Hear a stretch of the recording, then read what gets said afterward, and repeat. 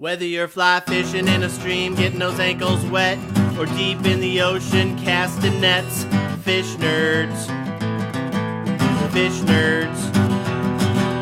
Fish nerds. It's a podcast.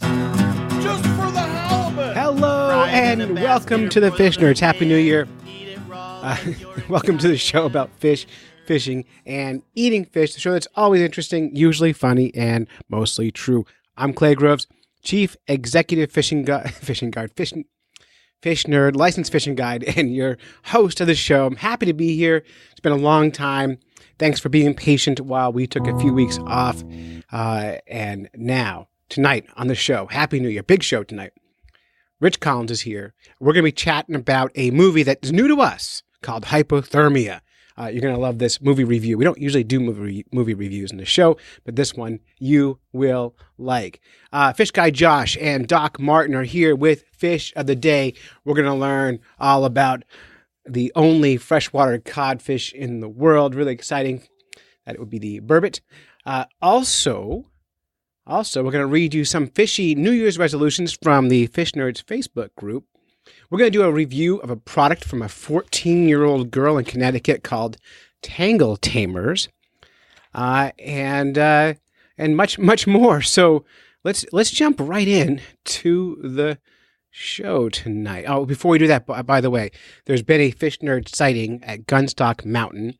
I got word that one of the lift operators was wearing a Fish Nerds beanie, one of our beanies. I don't know him. I don't know anyone who works there, so it's exciting for people to report back when they see a Fish Nerds anything around. Get those selfies, get pictures, send them along. We love to see them.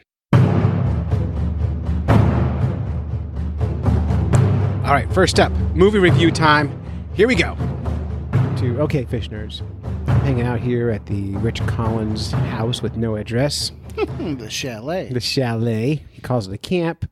Most of us call this a big house. It's a chalet. Chalet, because he's a French guy. It's shaped like a Austrian ski whatever. Yeah. Or a house. And we had to get together because we were hanging out, and on Amazon Prime, a movie came out. And this actually came out in like 2010 or 2012. Called Hypothermia, but it looked new to me. It's a hidden secret. It's a hidden secret. And of course, it's free with Prime. And it was about ice fishing. It's a horror film about ice fishing. And Prime is always the best choice. How could we resist? I know, right? It was Netflix, you know it'd be good. So we couldn't resist it, and we thought, well, let's watch this movie. So let me play you the trailer right now.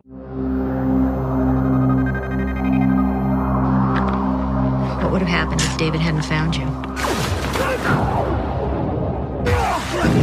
Dad! Dad! Oh my God, you all right? Well, then I guess I would have been the first one on the ice in the morning. It's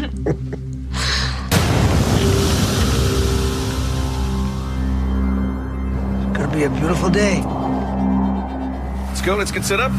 Catch us some fish.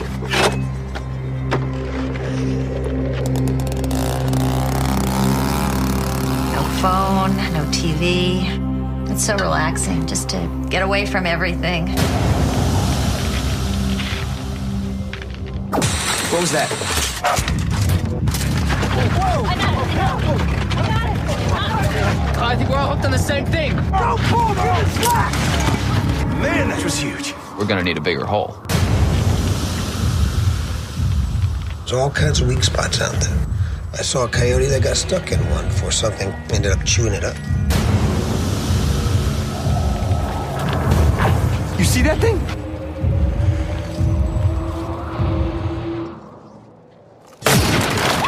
What the hell is that? You ever seen anything like that? No, never. There's something out here with us. I think the best course of action is just to get out of here and get some help.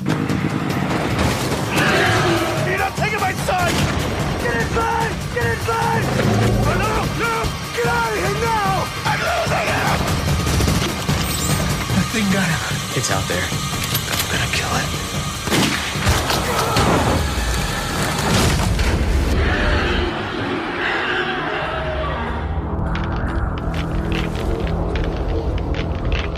You can't expect to catch anything without a little blood in the water.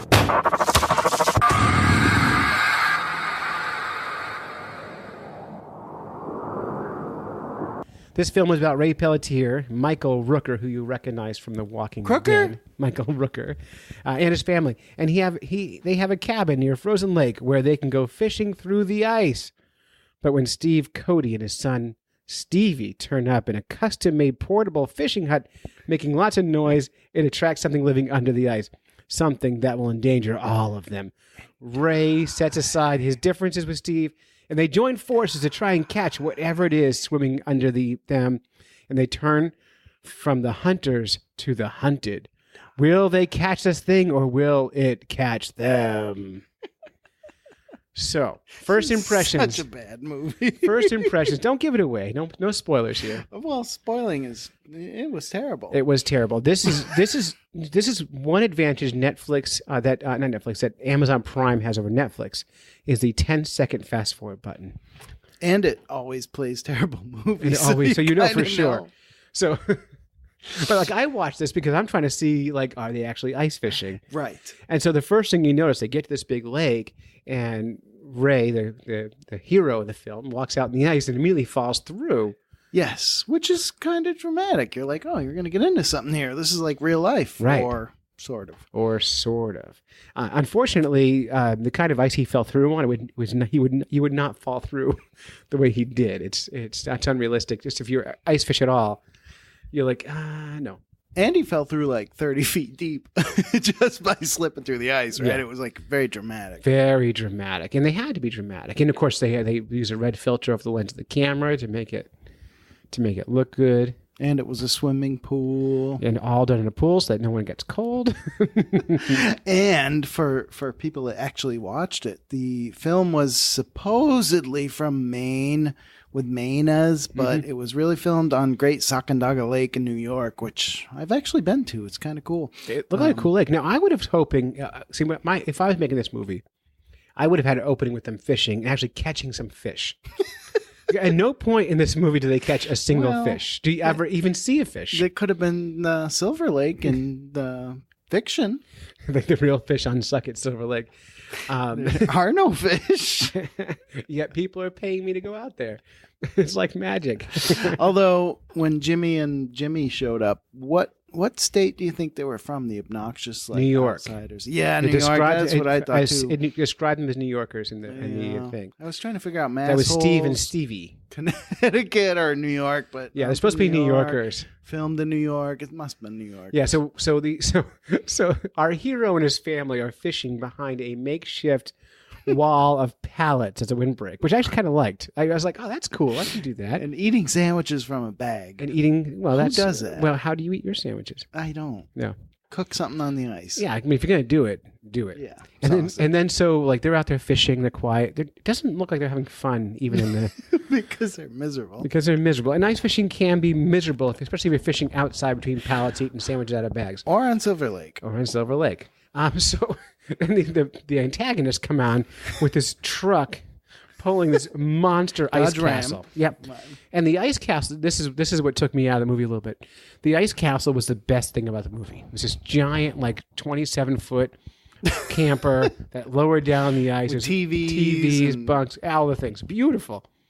And I was like, there's the budget right there. And they had holes drilled in the floor, but they had a couple other. They had some good ice fishing authenticity. Yeah, no, catching a fish would have lended to that authenticity a little bit. So, giant ice castle on the ice. They don't really fish at all. And the whole time, like, so then something starts happening, right? I'm not sure what. There's but banging. They see things under the ice. Yeah, there's something under the ice, which, by the way, you can rarely see anything under the ice. But then there's banging on the ice. Loch Ness Monster. Yeah, and I'm waiting. I can't wait to see this monster. Yes, because he's going to be fucking creepy. Right. I mean, give this away. Creepy. Little Stevie dies.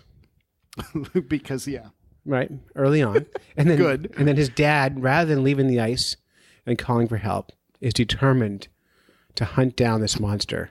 And kill it. And eat it. Mm-hmm, with a fish hook. That was very important. Yeah, after his son just died. And his wife's out there with him. And his wife totally like, okay, let's do this. It's a family show. It is a family show. Now, I'm not going to give the whole thing away. Well, why not? Because it's so painful to watch. Suffice to say, pretty near everyone dies. And you finally get a look at this monster. and it looks like a gimp suit.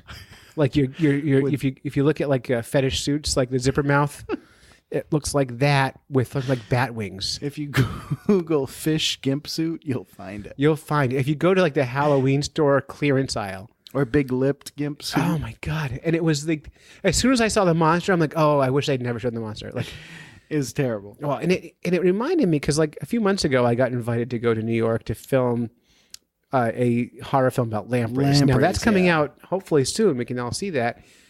But now I'm wondering, how would I have felt if someone paid me to be part of that movie? Exactly the same. You would have been like embarrassed and been like, ooh. Would I be embarrassed and proud all at once?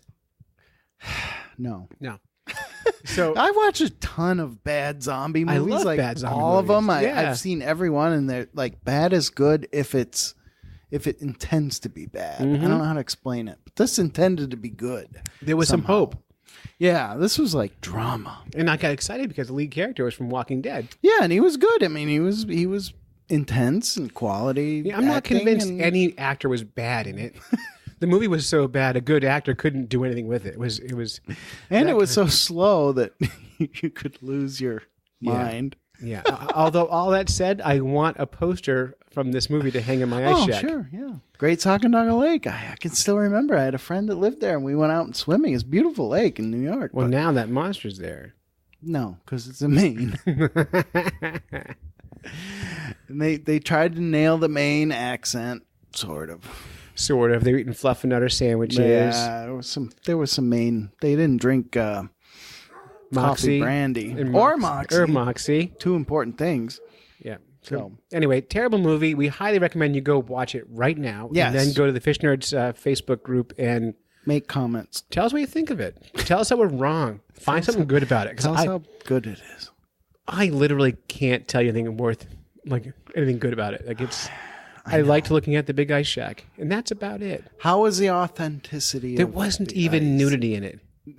Like if you're gonna do a bad horror film, it's like you read my mind. At least be naked. Just some boobs. Yeah, any kind of nudity. That's terrible. Anything. Just give me something worth my time. And that movie had nothing. That's the best part of zombie movies is they usually like some creepy scene that. Yeah. So anyway, that's our review, our first movie review on the Fish Nerds podcast of the movie Hypothermia. Go watch it. It's wonderful. Go to You'll Amazon love it. Prime and then please don't blame us. We didn't write it or invent it. We're just here to report. We are time will move slow as you watch it, but that's okay. Just use that 10-second forward button. or drugs. Or a lot of drugs. Eat some edibles. It might be good. All right, Rich. Thank you. All right, thank you so much, Rich Collins, for that movie review. If you saw the movie, let us know. If you don't have to see it. You won't like it, but it might be worth watching for you. Let us know. This episode is brought to you by you, our supporters over at Patreon.com. One great way to support our show is to go to Patreon.com/FishNerds, and we're asking everyone to give us $1 an episode, so $3 or $4 a month. And that money goes directly into making this show better, paying for expenses like microphones, things like that, travel, and helping us make a better program for you.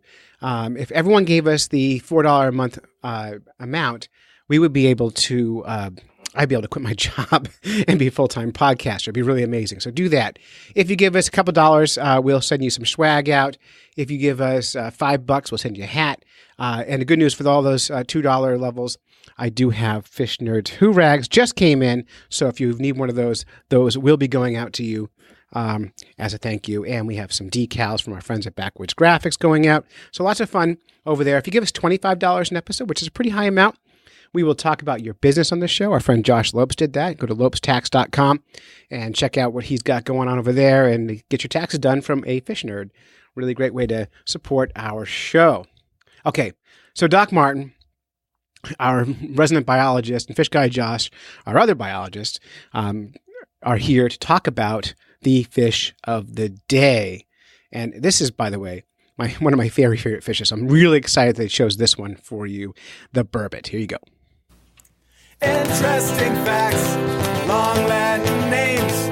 Fish are fantastic, but not all the same. How do they swim? How do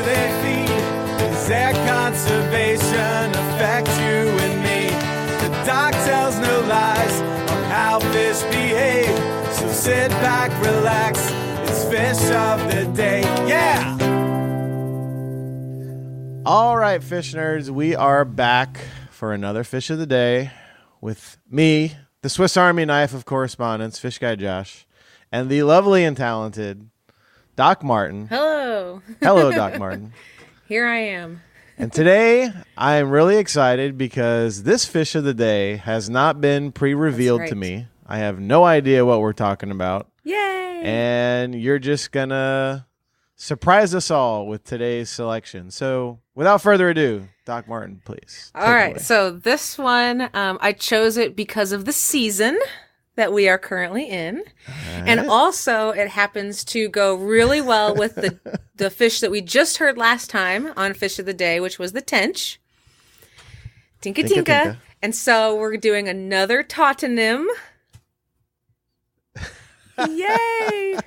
That's right. That's right, ladies and gentlemen. You better have taken notes last time because we're referencing things throughout the semester, and there may be an exam. It is finals week right now, so. All right, so the tautonym this time is Lota Lota. Lota. Tinka tinka to Lota Lota. And so like most people probably are familiar with that fish being called the burbot. Oh, okay. Yes, that's the burbot. Right. So it is the only gadiform, which is a cod-like freshwater fish. So in the order Gadiformes, it's the only one that lives in freshwater. It's got lots and lots of super fun common names. So burbot, bubbot, mariah, freshwater ling, lawyer, coneyfish, lingcod, freshwater cusk, eel pout. All of these go to the burbot. Okay, that makes sense because when you explained it, before you started listing common names, I thought, I don't know, maybe they call it freshwater cod, or it kind of sounds like a cusk eel or a hake or something. Yep. I don't know. So there you go. And I chose it because for some time of the year, the burbot like to live under the ice, and they require frigid temperatures to breed. So, to breed? Yes, so that's very unusual. Most fish, I'm right? intrigued. Yeah, most fish. If you think of spawning, you think spring and summer. Spring, right. Summer, warm when waters. It's warm, but for these guys, the spawning occurs from November to March at temperatures below 6 degrees Celsius. So they like it cold. So and now, of course, I'm not a fisherman, but it's my understanding that if you want to go ice fishing, where these guys live, which we'll talk about habitat in a little bit, but if you go ice fishing, these guys are a fun one to catch in the winter, which is unusual because a lot of the times in the summer, they're going to go and they're going to find deep, cooler waters to kind of seek shelter and get away from the heat. Yeah. Mm-hmm. Okay. They are freshwater. They can be kind of brackish, but typically freshwater. They are demersal, so they live on the bottom of the water body, down in the substrate. They do like it where it's cold. So they're looking, Arctic sea basins, very, very northern Europe, northern North America, up into eastern Siberia. So anywhere that it stays pretty cold. They don't stand the heat very well. They are also, here's your vocabulary word of the day, although this one's going to have a lot of vocabulary too. They are crepuscular, which just means they're active during twilight hours. And they're also nocturnal. So the sun is setting or it's down. That's when you're going to find these guys kind of active and swimming around. So if you are a night owl fisherman, they would probably be a great option for you if you want to go, I guess, out in the night on the ice, which to me sounds like maybe not a good idea. And then they do like well-oxygenated, flowing waters, large, deep lakes, but they will also be found in large rivers if the current doesn't get too fast. Okay. So you can kind of find them in estuaries of large rivers. You can get them into small mountain streams, but if it's going to be in the summer, they're probably going to go into some deeper waters. And they like big rocks, crevices, roots, trees, dense vegetation, anywhere where they can kind of get into deep holes. So they like to hide and kind of squeal away there so no one can find them. Yeah. Okay. So, Josh, have you ever fished for a burbot? I have not. I have seen, I guess what you'd call the old school and original fish nerd audience, because they are, mostly from where Clay is broadcasting from, out of New Hampshire. On the Facebook, I've definitely seen discussions about burbot. They look really cool. I've definitely seen them associated with ice, and I don't have any of that here. So, and back in my hometown of Louisiana, I certainly don't have Way any. too hot. So this is a fish that I have had zero experience with, other than I know what it looks like. All right. So and I've read up. You're going to learn with me here. Not any angling experience. I love it. Yes, let's do it. Okay, so I did say earlier that they spawn kind of in the winter time, late fall, winter. They do get a total length of up to 9.7 inches for males and 10.7 for females. And then at the age of 5, all lengths greater than 16 inches are mature. So they're ready for reproduction. Okay. They may undertake short spawning migrations, but again, they're going to stay in that fresh water. And when they do spawn, they form a ball of up to 20 individuals, and they move and they roll around while releasing eggs and sperm. Oh, almost sounds like newts trying to mate with the one female, except they're just letting it fly all over the place. Fly all over the place in a weird little fish ball. So I don't know for sure, but I would imagine somewhere on the internet you could probably find a pretty cool video of that. It probably looks pretty wild. Yeah. They eat all sizes fish and crustaceans. So if the burbot is really large, then they are primarily going to be piscivorous, so they're going to eat other fish. But crustaceans, so your crayfish and things, become more important during the summer and the fall, which is interesting. These guys do get pretty big, so your maximum length is going to be about 60 inches, which I feel like it's kind of a big I've definitely fish. seen some nice size ones before. Yeah.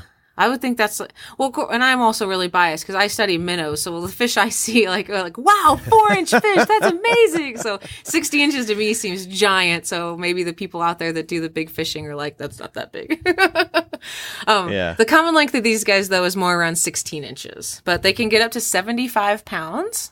That's got to be a big fish. 75 pounds. That's like a juvenile human, right? Yeah, that's real big. I mean, a 30 or 40 pound fish is really big. That's big. And they can reach up to 20 years old. So there you go. Yeah. Okay. I would have guessed long lived if they're focused around cold water and if they're getting big and they're waiting until 5 years of age maybe to reproduce, then that's going to indicate probably it's a little bit longer lived fish. Not quite as long as the Greenland shark, but we can't all be 400 years old. Yeah. I think if we were 400 years old, we have a lot different view on what sustainability means. Yeah, God. Yeah, God. 400 years? The hell would I do for that long? I would read so many books. It's so terrible. Okay. I know. You'd have 48 PhDs. I really would. That's probably not that far off. Okay, so that's just kind of the basics of the Lota. And then I have some fun facts. They come in two flavors. Like the fun So facts. the first fun fact is two flavors of facts, yes. I was like, wait, bourbon's come in two flavors? What are you talking apparently, it depends on whose internet blog you read. Some people say the burbot is great for eating, and some people really disagree. So, I have not eaten burbots. I don't know. It does have two flavors. It does have two flavors. It's good or not good, apparently. But these two flavors of fun facts are both delicious. And I hate myself for saying that right now. That's so stupid. Okay. So the first flavor is dealing with fish vision. So that's something that I've definitely spoken about before on the podcast. I think most listeners, you're not watching me, most listeners know that I'm into kind of light and just how anatomy works. But these, the Burbot, they have pigments that will help absorb light so they can see different things. We all have that. That's not anything that's crazy. So vertebrate visual pigments are composed of two components. One is a protein that's called the opsin. And so opsins are just a group of proteins that are light sensitive. Okay, they're made light sensitive via a structure called the chromophore. And the chromophore is just the part of a molecule that's responsible for the color. Yeah, I remember chromophores. Yeah, and so the color that's seen is the one that's not absorbed within a certain wavelength spectrum of visible light. So if we kind of absorb that for a minute. So you can imagine that there's these pigments.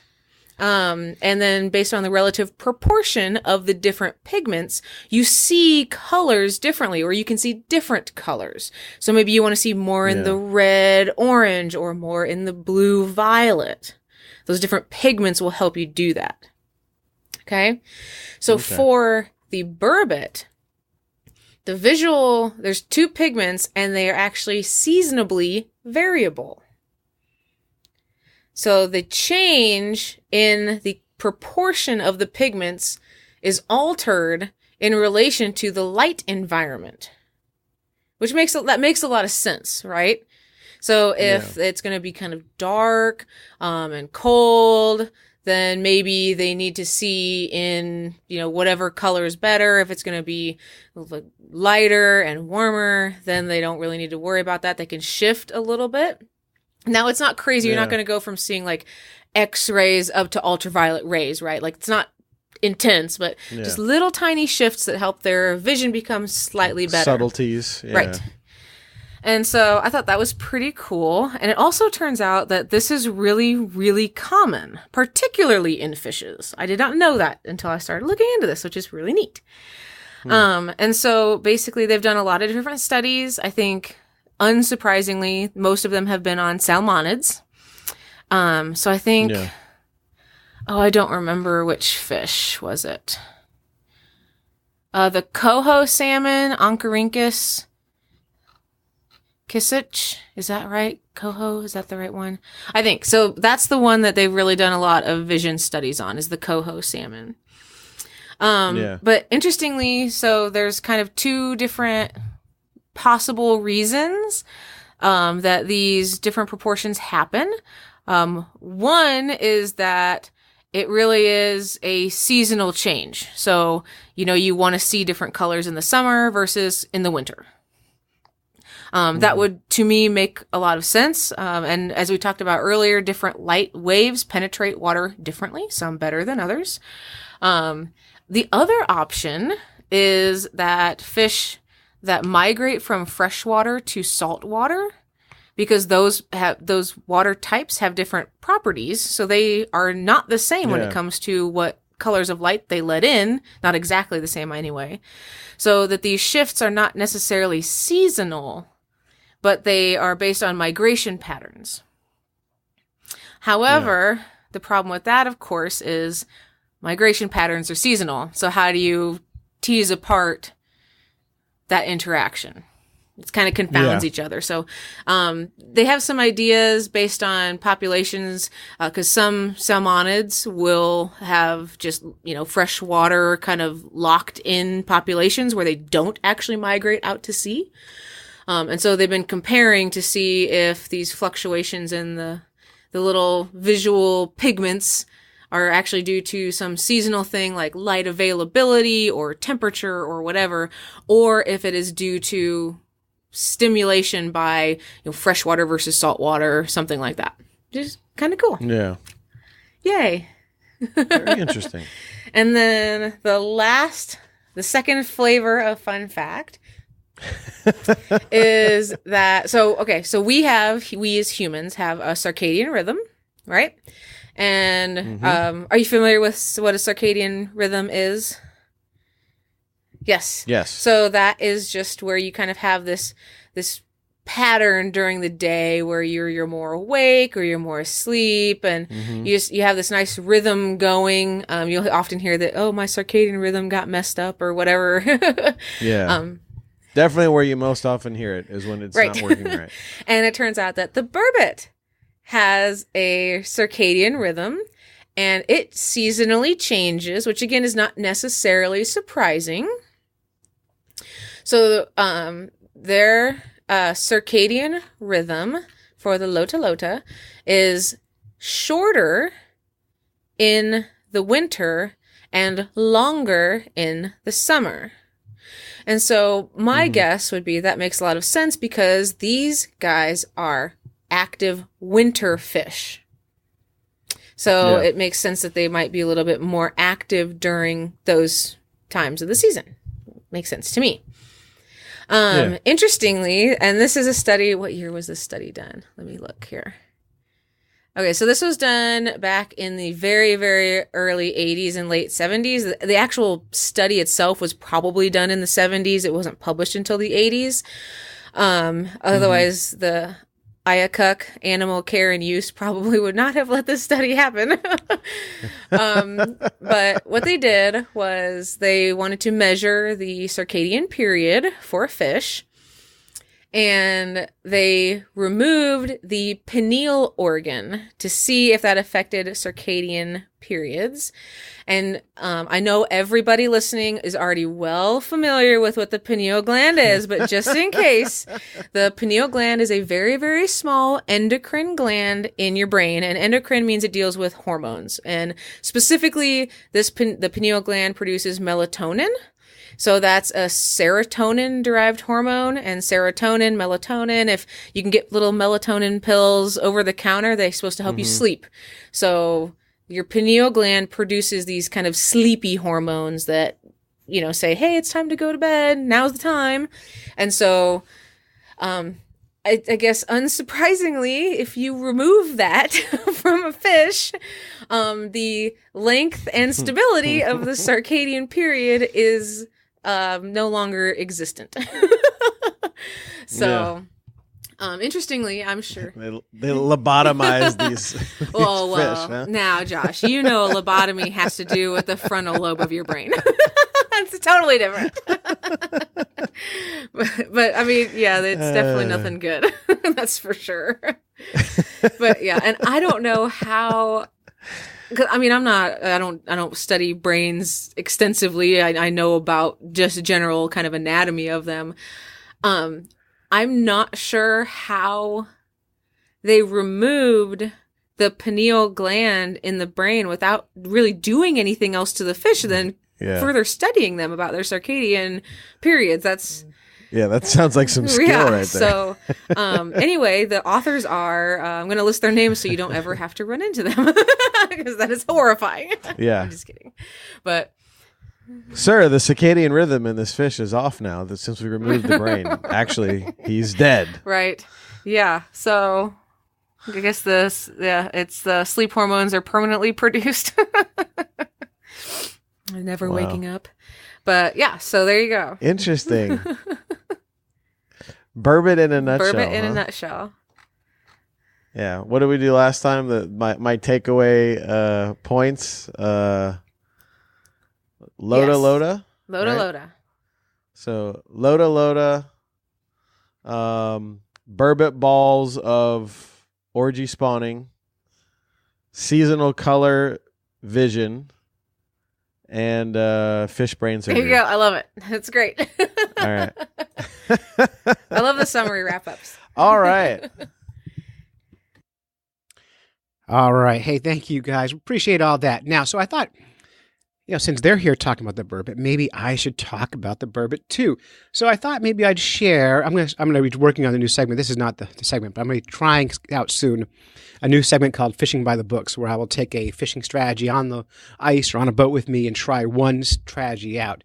But in that research, I found an In Fisherman article, magazine article about how to fish for burbot. I thought I'd kind of run through that with you right now and help you become a better burbot fisherman. So this is from infisherman.com. I'll put a link at fishnerds.com for you. I'm not going to read the introduction. It's all about the biology, which you just got from Fish Guy Josh and Doc Martin. So here's the trick, right?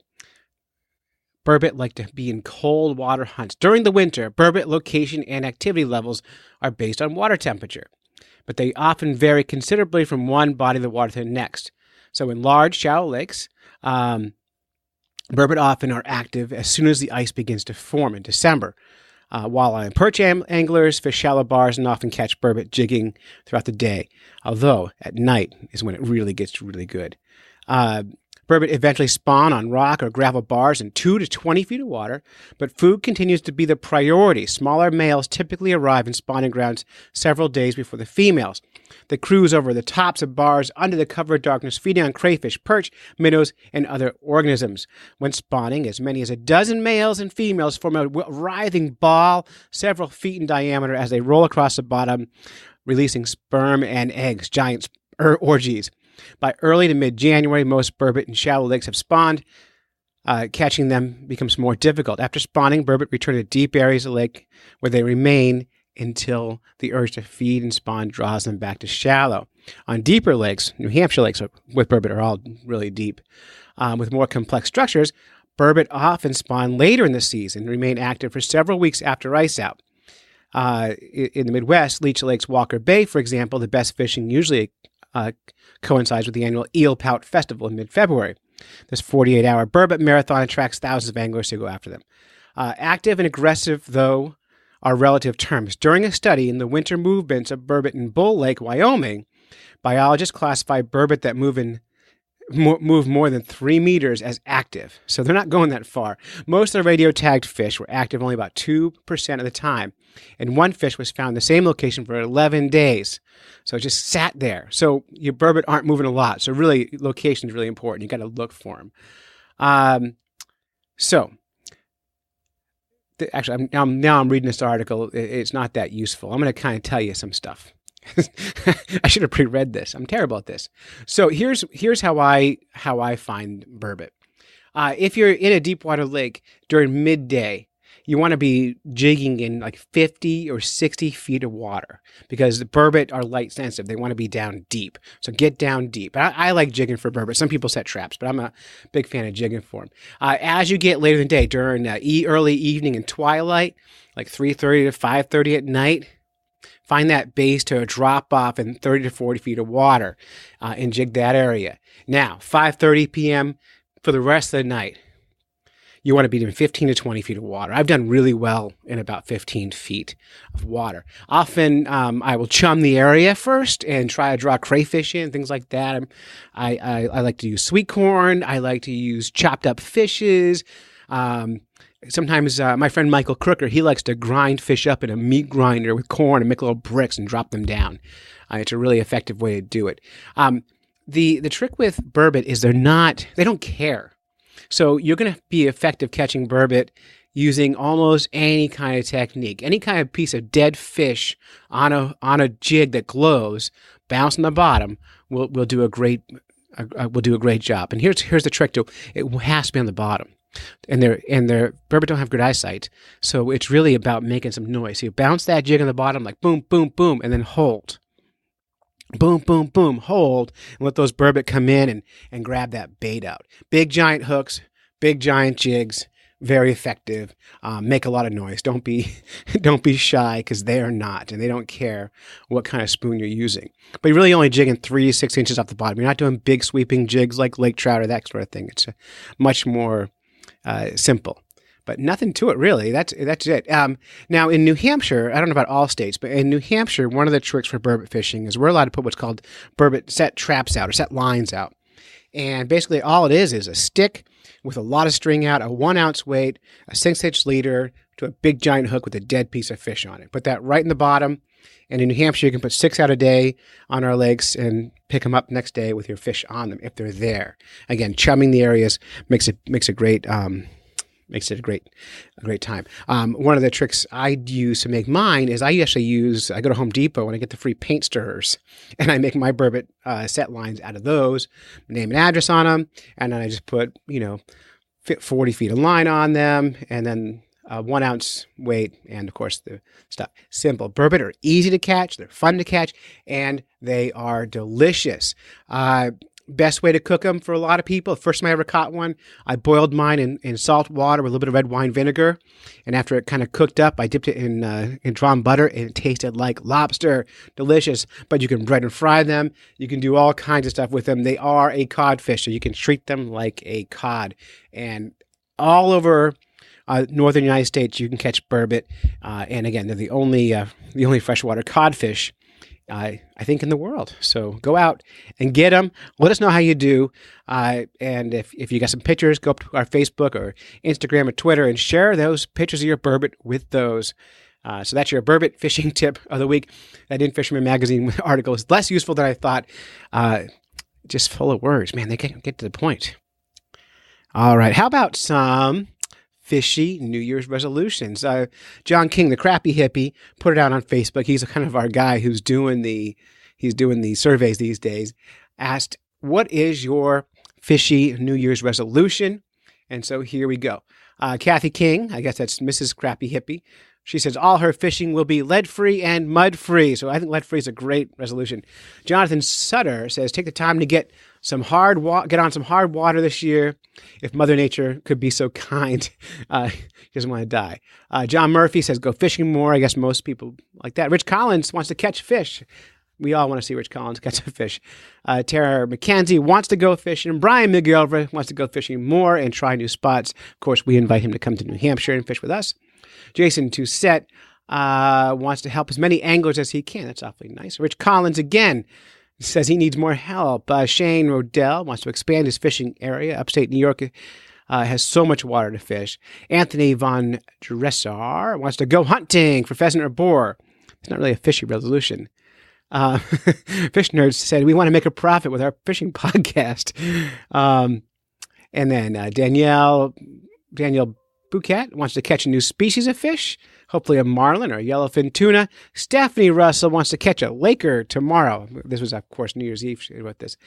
John King, Crappy Happy, wants to stay positive whenever life gets him down, to continue to celebrate friends, new and old, to keep geeking and nerding out on fish and fishing, and to never give up the faith that what I do today can make a difference tomorrow. It's awfully nice. And of course, Mrs. Crappy Hippie says she'll be right there by his side. They're both very nice people. Russ Thorgensen, sounds very Swedish. Thorgensen wants to do more ice fishing. Travis Rocket wants to catch a 10-pound laker. I would like to see that. Martin Fishing wants to fish more than just bass and pike, and buy a boat. We all want to buy a boat. Jeff Donaldson wants to learn to spay cast proficiently. So there we go. A couple of quick updates. We have some contests we've been working on. First of all, we started this thing called the Piscademy Awards. I was trying to make a big awards thing and get some people to participate. I'm canceling that this year because I only had about 4 entries, and I can't do a contest with 4 entries. So we're going to regroup, try it again next year. So if you put something in there, forget it. Come back to it. Sorry. We fail a lot in the nerd world. But we next week, we're going to announce the winners of the Gross Bait Contest. We've got a lot of calls in. We will play all those calls, pick a winner, and that person will win a Fish Nerds prize package. So stay tuned for that. And we're going to do a little product review right now. So I got a package today. From a 14-year-old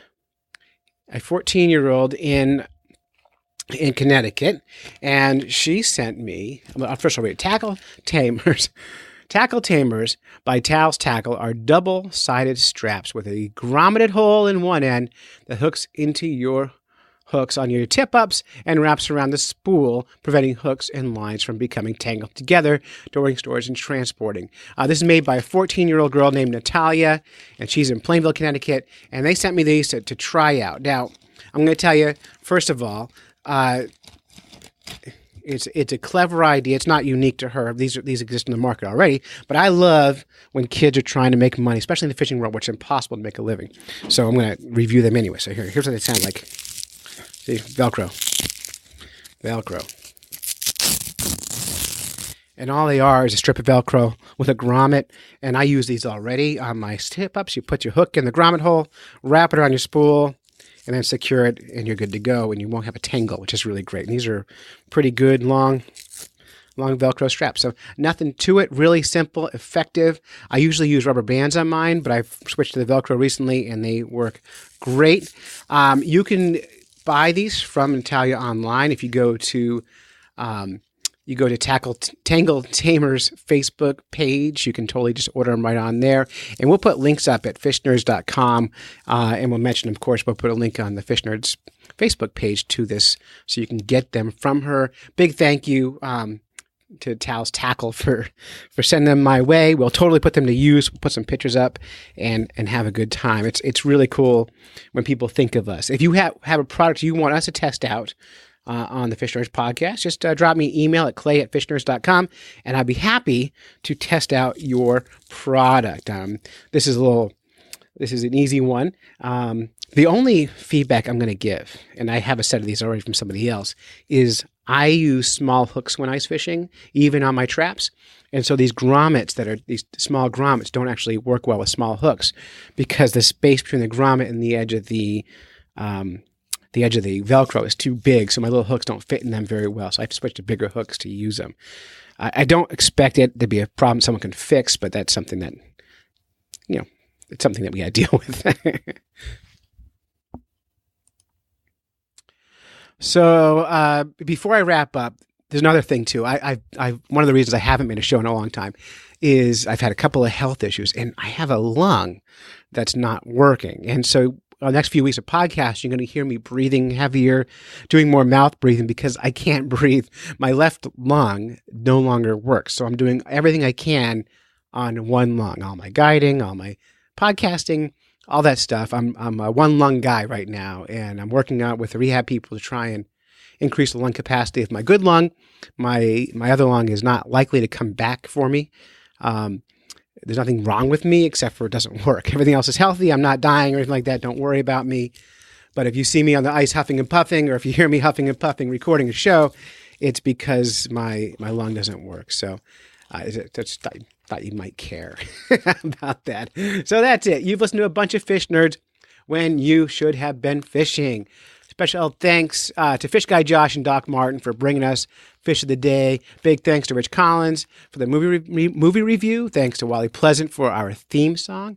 Thank you for listening. Big thank you to our families for supporting us while we podcast, go on fishing quest, and doing the dumb things that nerds do. So until next time, follow the code of the Fish Nerd. Spawn early, spawn often, never trust a free lunch with strings attached, and swim against the current every chance you get.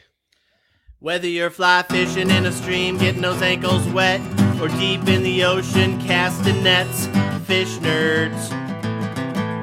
Fish Nerds. Fish Nerds. It's a podcast. Just for the halibut! Fried in a basket or broiled in a pan, eat it raw like you're in Siam. Fish Nerds. Fish Nerds. Fish Nerds. It's a podcast.